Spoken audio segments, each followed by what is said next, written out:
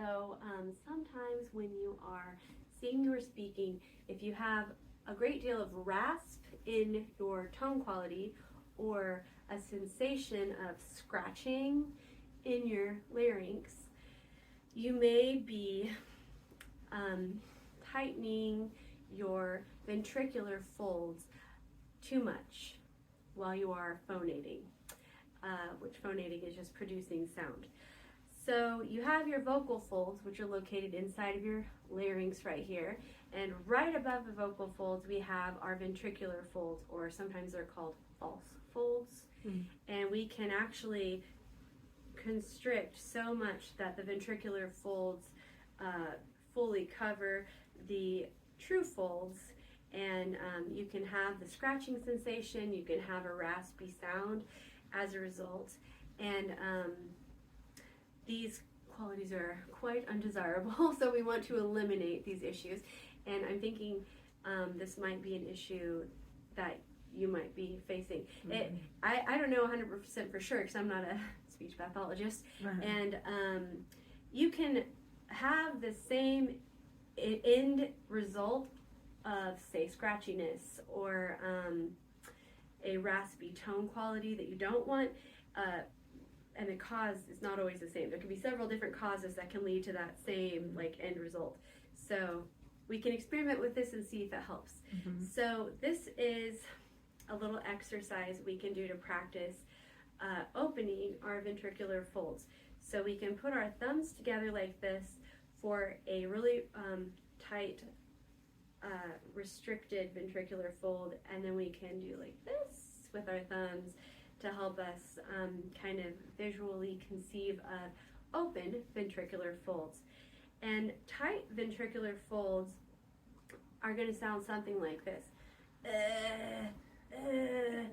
Just right away, making that sound in my larynx, I immediately feel a scratch kind of feeling.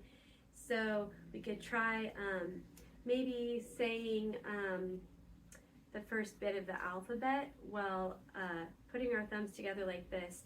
And so we've worked already on the AES, which is a little higher right here. And these folds are underneath, like actually more inside of the larynx instead of above the larynx. So we could try A, B, C, D. Try A, B, C, D.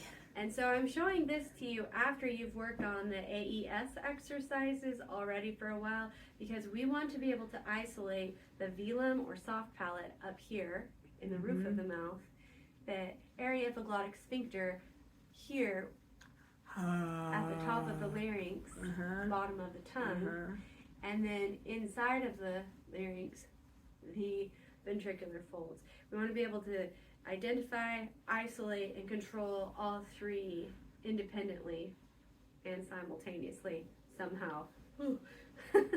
Which seems impossibly hard. It feels like you have to open your mouth a lot.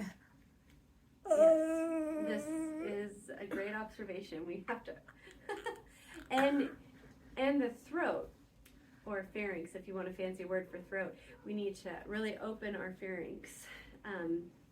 That's almost more important than opening your mouth. So then we could separate the ventricular folds with a really wide A, B, C, D. A, B, C, D. And you could even just try a vowel sound. A,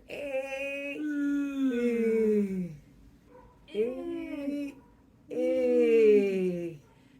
So just this week, experiment with that a little bit, not too much, and I would do it at the end of your practice session because, again, this is not an exercise to build your voice or to improve your tone quality. This is an exercise to learn how to identify a certain structure within your vocal tract, which begins with your lips and ends with your larynx and is full of all these tiny components. So we're trying to find this tiny component and then learn how to control that tiny component while not singing. And then a little bit farther down the road, if we can control that tiny little structure while we aren't singing, we can also learn to use that structure while we are singing.